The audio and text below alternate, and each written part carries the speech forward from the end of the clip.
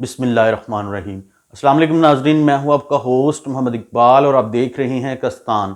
नाज़रीन इकराम, आज की जो हमारी न्यूज़ है वो जहेज़ जैसी लानत के ऊपर है कि अगर जहेज़ ना हो तो बहुत से लोगों की जो बेटियां हैं उनके दरवाजे पर बैठी रहती हैं। और ये जो लानत है ये सिर्फ और सिर्फ बरसगीर पर मुसल्लत है। बाकी जितनी भी दूसरी कंट्रीज़ आप उठा के देख लें, उनका जो तर्ज अमल है, अगर इस्लाम की रौह से हम बात करें तो उनका जो तर्ज अमल है वो एक लहदा और इस्लाम से मिलता जुलता है। लेकिन हमारे बरसगीर पाको हिंद में तकरीबन ये जो चीज़ें हैं काफ़ी रेलिवेंट हैं, एक दूसरे से मिलती जुलती हैं।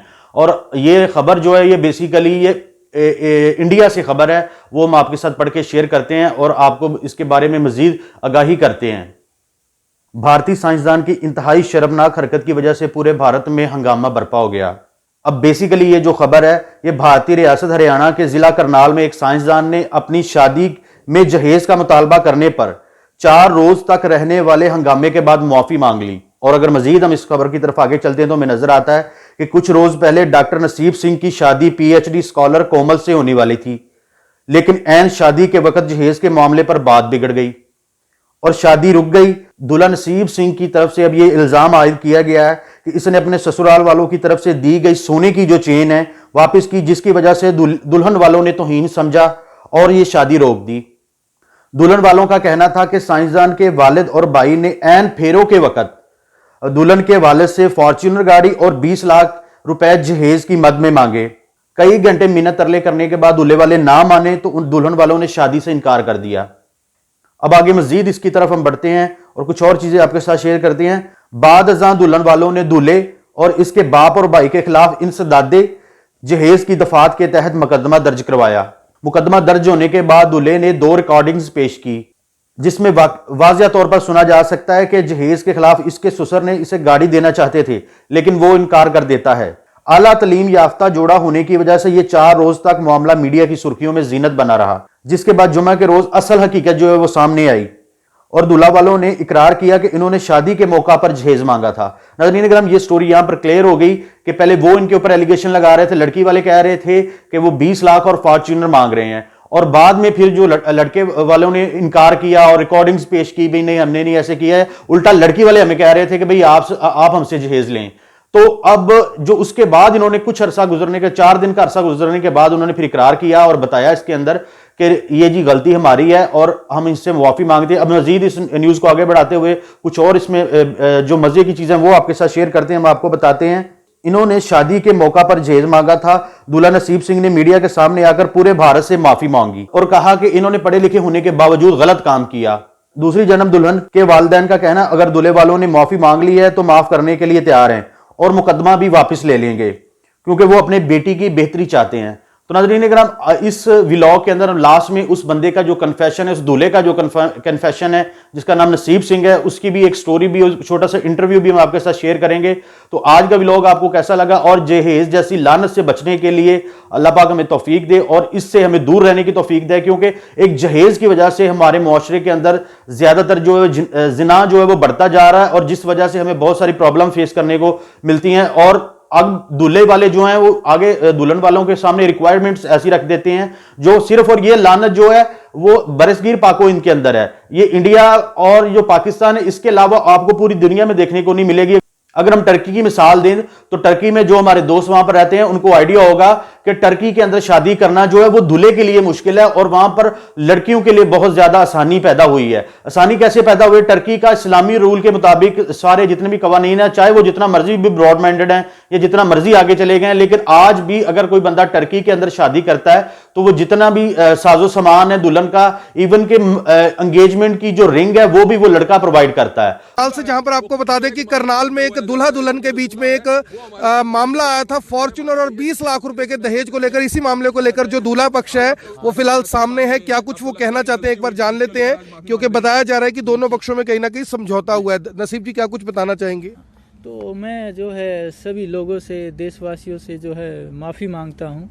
समाज में ये बहुत बड़ी बुराई है और मैं यही अपील करता हूँ कि मुझे लोग जो है माफ़ करें और मैं अपील करता हूँ कि लोग जो है ऐसा जो है काम ना करें कि जिससे कि दूसरों की भावनाओं को जो है ठेस पहुँचे। ये एक सामाजिक बुराई है जो है पढ़े लिखे लोगों को इससे मतलब मानते हैं कि गलती हुई है, आगे से जी नहीं जी होगी। गलती हुई है और रिपीट करना मैं बिल्कुल नहीं चाहूँगा। दूसरों को भी मैसेज देना चाहेंगे? दूसरे को भी मैसेज देता हूँ कि मत रिपीट करो, अपना प्रिंसिपल पे रहो, अपना सच्चाई के साथ रहो और जो अपना कमाना है अपने आप ही कमाओ, वही मेरा है। और माफी मांगता हूँ कि जो लड़की वालों से भी माफी मांग ली आप? जी लड़की वालों से भी जो है, अगर मैंने उनको मतलब कि लड़की वालों से भी मैं माफी मांगता हूँ कि उसकी भावनाओं को और उसके जो क्या मतलब कि क्या बोलते हैं, मतलब कि माफी, मतलब लेन देन की जो बात हुई थी वो आप मान रहे हैं कि गलती हुई और माफी बहुत मांग रहे हैं? जी बिल्कुल गलती हुई है और मैं जो है समाप्त चाहेंगे भी विवाद खत्म हो जाए अभी? जी मैं चाहता हूं कि विवाद खत्म हो जाए और दोनों परिवारों के बीच में जो है कोई मनमुटाव। कितने महीने पहले रिश्ता पक्का हुआ था आपका? जी ये तो जी कई महीनों से जो 8-9 महीने पहले नहीं, ये शायद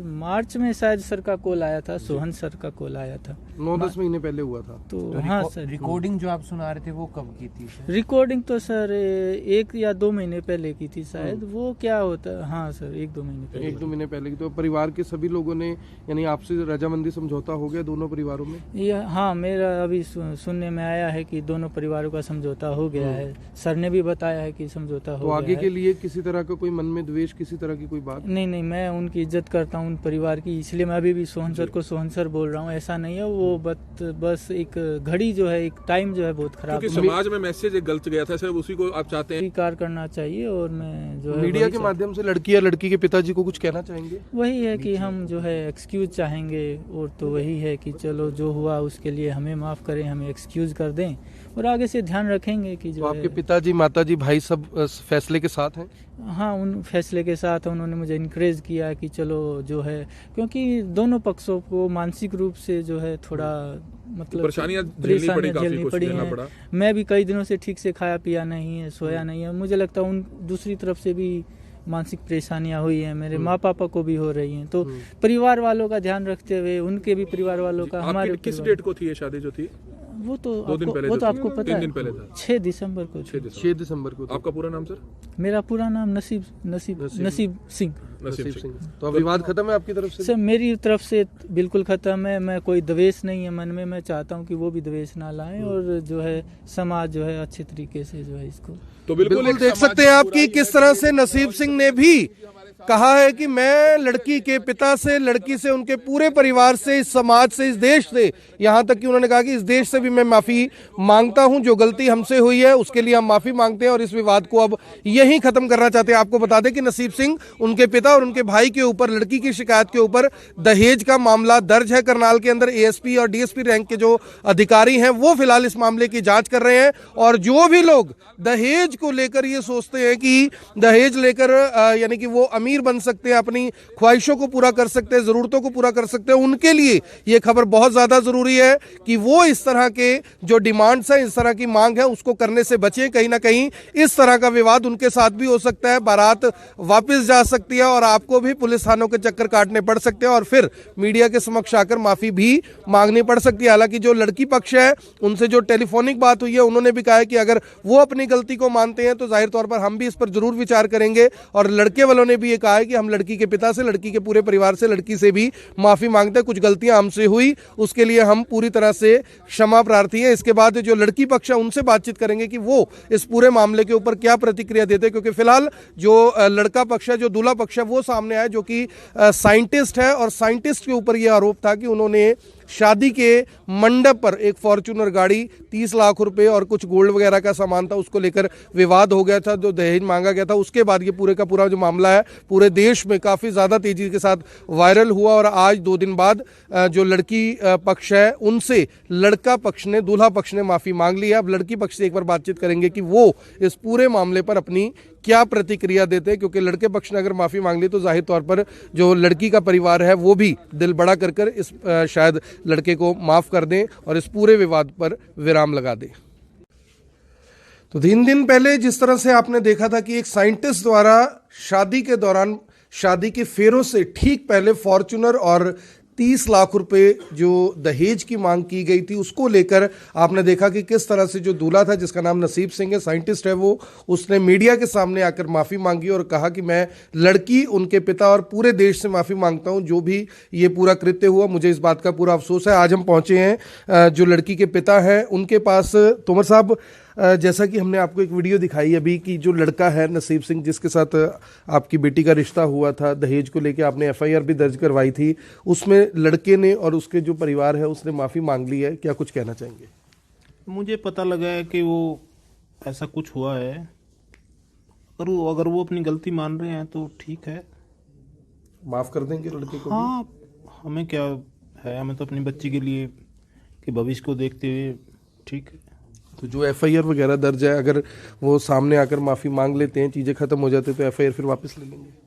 हाँ, तो अब जो कुछ हुआ दोनों ही परिवारों में वो अच्छा नहीं हुआ, क्योंकि रिश्ता टूटा है कहीं ना कहीं, लेकिन इस बात का संतोष होगा कि कम से कम जो बच्ची का भविष्य है वो ठीक रहेगा। अपनी बच्ची के भविष्य के लिए तो परिवार में सब अब ठीक है? ठीक। लोगों से कुछ कहना चाहेंगे? लोगों से यही कहना चाहूँगा कि जो भी हुआ वो बहुत बुरा हुआ है। और एक संदेश देंगे कि जो दहेज प्रथा है इसको? हाँ, दहेज प्रथा जो जैसा हमारे साथ हुआ है ये किसी के साथ ना हो जी, भविष्य में भी कोई किसी के साथ ना करे, जी। मैं यही कहना चाहता हूँ। परिवार में सब लोग ठीक हैं? तनाव में कैसा है? बहुत तनाव में हम लोग, जी, बेहद तनाव में है। तो छोड़ते हैं, माफ करते हैं लड़के को?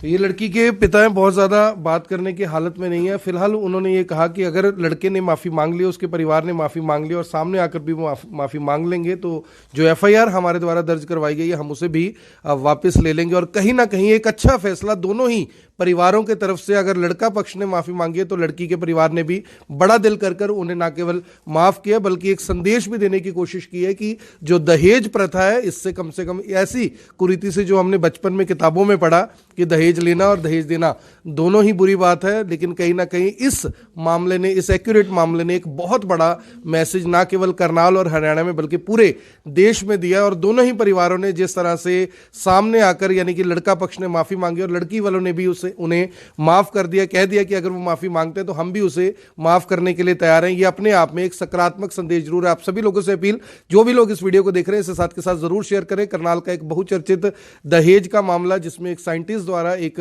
लड़की से, जो कि खुद एक पीएचडी है, गवर्नमेंट जॉब में है, उससे फेरों से कुछ ही समय पहले गाड़ी की और पैसों की दहेज के रूप में मांग की गई। उसके बाद करनाल के सिविल लाइन थाना में एफआईआर भी दर्ज हुई। डीएसपी और एएसपी लेवल के जो अधिकारी हैं उन्होंने भी सीधे तौर पर बयान दिया कि हम मामले की जांच करके जो भी उपयुक्त कार्रवाई बनेगी वो करेंगे। महिला आयोग ने भी इस मामले पर संज्ञान लिया। परसों महिला आयोग की जो अध्यक्ष है प्रीति भारद्वाज दलाल, वो भी करनाल आई थी और उन्होंने सीधे तौर पर कहा था कि हम इस मामले में कड़ी कार्रवाई करेंगे। तो जाहिर तौर पर लड़के पक्ष के ऊपर इस बात का दबाव जरूर बना होगा, क्योंकि एक तो एफआईआर दर्ज हुई, महिला आयोग ने भी इसके ऊपर संज्ञान ले लिया और कहीं ना कहीं मीडिया में भी इस मामले को लेकर काफी ज्यादा यानी कि सुर्खियां भी रही। और मामला यानी इतना ज्यादा आप समझ सकते हैं कि वायरल हो गया कि लगातार लोगों के फोन आ रहे थे कि इस मामले का फिलहाल अपडेट किया। तो अब कहीं ना कहीं इस मामले को यानी कि विराम लग गया, इस मामले को खत्म कर दिया गया दोनों ही परिवारों की तरफ से। और अब आगे के लिए दोनों ही परिवार ये मैसेज देते हुए नजर आए कि दहेज लेना और देना दोनों ही बुरी बात है। तो नाज़रीन इकराम, आज का आपको व्लॉग कैसा लगा हमें कमेंट बॉक्स में जरूर बताइए